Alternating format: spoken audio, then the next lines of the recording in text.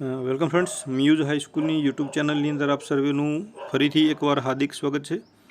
આજના વિડીયોની અંદર આપણે ધોરણ 11 યુનિટ 4નો પાર્ટ 4 એટલે કે ચોથા ભાગનો અભ્યાસ કરવાના છીએ.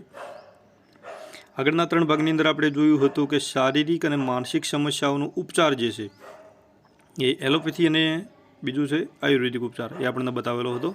તો એની અંદરથી આપણે આયુર્વેદ પદ્ધતિ વિશે અભ્યાસ કરતા હતા.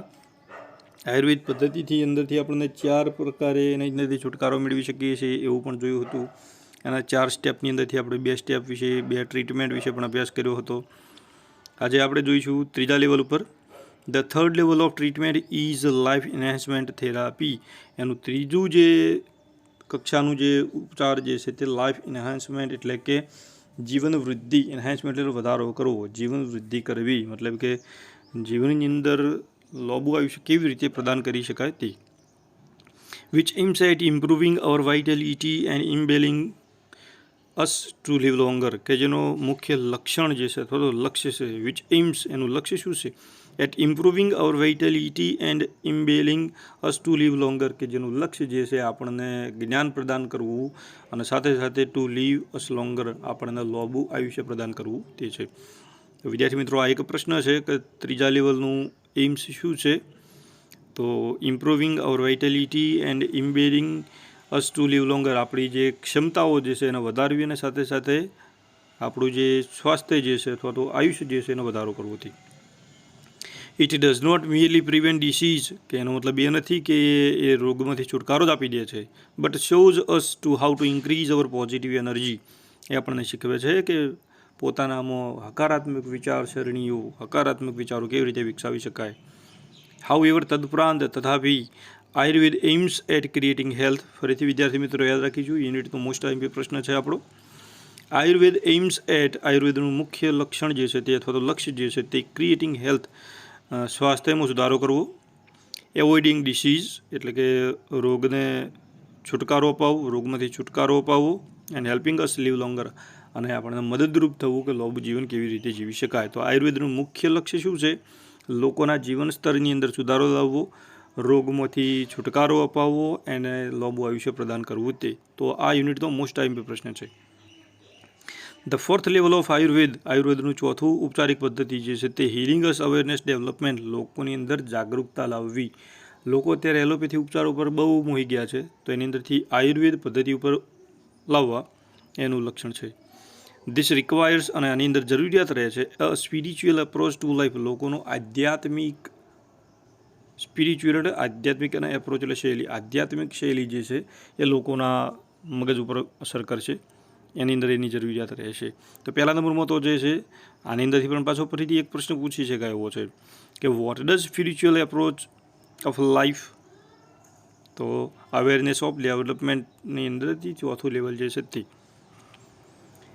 Two be healthy is important, સ્વાસ્થ્ય મતલબ કે યોગ્ય સ્વાસ્થ્ય હોવું એ ખૂબ જ જરૂરિયાત છે, સ્વસ્થ હોવું એ ખૂબ જ મહત્ત્વનું છે, અગત્યનું છે. બટ પરંતુ health is not an end itself, પરંતુ ખાલી સ્વાસ્થ્ય હોવું એ જ એનો અંત નથી. ઇટ ઇઝ નોટ ઇનફ, એ પર્યાપ્ત પણ નથી. Merely to prolong our lives and have better energy to do the things we want, અને એનો મતલબ એ નથી કે આપણી જે જીવન જીવવાની જે શૈલીઓ છે તે એન્ડ હેવ બેટર એનર્જી, અને સારી એવી વધારે પડતી ઉર્જાઓ મેળવવી, to do things we want, કે જે આપણી ઈચ્છાઓ જે છે એ બધું જ કામગીરી કરવી, એનો મતલબ એવો પણ નથી. વી વોટ ટુ કન્સિડર, આપણે એ સમજવું જ રહ્યું કે what we are using our energy for and why, આપણે આપણી જે ઉર્જા જે છે, આપણી શક્તિઓ જે છે તે we are using our energy, આપણી ઉર્જાઓનો ઉપયોગ કરી રહ્યા છીએ કઈ જગ્યાએ એન્ડ વાય, અને શા માટે તે.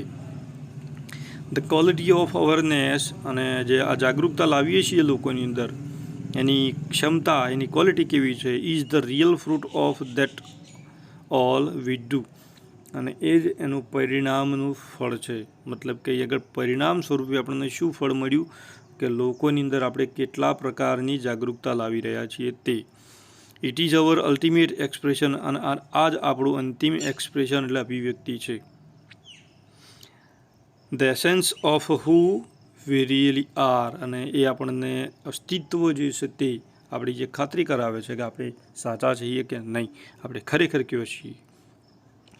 અવર awareness is the only thing, આપણી લોકો પ્રત્યેની જાગૃતતા લાવવી તે જ is the only thing we can take with us until we die, એ આપણા સુધી રહેવી જોઈએ. ક્યાં સુધી? અન્ટિલ, ત્યાં સુધી કે વેન વી ડાઈ, કે જ્યાં સુધી આપણે મરીએ નહીં ત્યાં સુધી, મતલબ કે જ્યાં સુધી મૃત્યુ ન થાય ત્યાં સુધી એ રહેવી જોઈએ.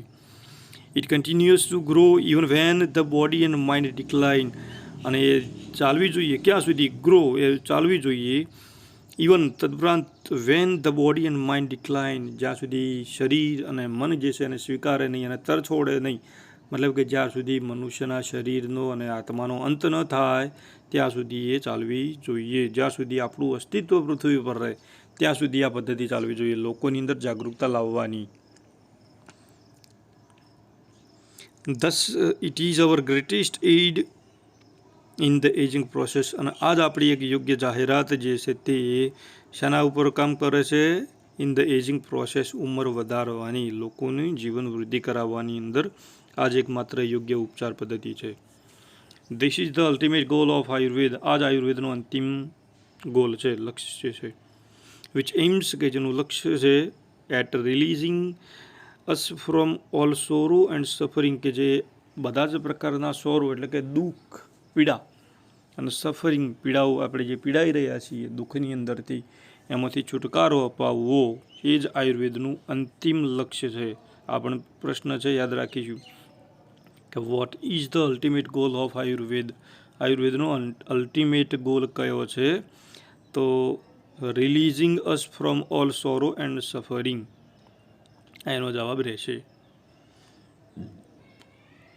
True awareness is the ultimate cure, અને સાચી જાગૃતતા લાવવી એ જ ઇઝ ધ અલ્ટિમેટ ક્યોર, એ જ અંતિમ ઉપચાર છે. ફોર ઓલ સાયકોલોજીકલ ડિસઓર્ડર્સ, બધા જ પ્રકારના મનોવૈજ્ઞાનિક હોય કે માનસિક હોય, દરેકે દરેક પ્રકારના રોગની અંદર અંતિમ જે છે તે કાળજી રાખવી, અંતિમ ઉપચાર એ આયુર્વેદ છે, અથવા તો લોકોની અંદર જાગૃતતા લાવવી તે છે. બટ ટુ અન્ડરસ્ટેન્ડ, પરંતુ આપણે સમજવું પડશે, it we must first look into the mind and its functions, તો એની અંદર આપણે સૌ પ્રથમ શરૂઆત કરીશું આપણું મન જે છે તે એન્ડ ઇટ્સ ફંક્શન્સ, અને એના કાર્યો, મતલબ કે મનુષ્યનું મન કઈ ડાયરેક્શનની અંદર કામ કરે છે, કઈ દિશા તરફ કામ કરી રહ્યું છે તે, અને એના કાર્યો વિશે આપણે જાણવું પડશે. We had better start from where we are, અને આપણે એની શરૂઆત કરીશું જ્યાં છીએ ત્યાંથી, વેર વી આર, કે આપણે જે કક્ષાએ, જે ઉંમરે છીએ, જે પરિસ્થિતિમાં છીએ ત્યાંથી જ આપણે લોકોની અંદર જાગૃતતા, આપણા પોતાનામાં સાથે સાથે લોકોની અંદર જાગૃતતા લાવવાની શરૂઆત આપણે કરવી પડશે.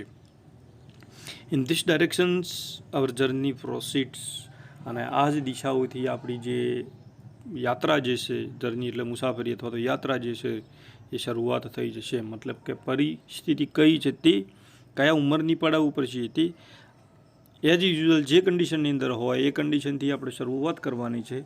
તો સાથે સાથે મુશ્કેલીઓ પણ પડશે, તો એ જ ડાયરેક્શનો, એ જ દિશાઓથી આપણે આ બાબતોથી પરિચિત રહેવાનું છે.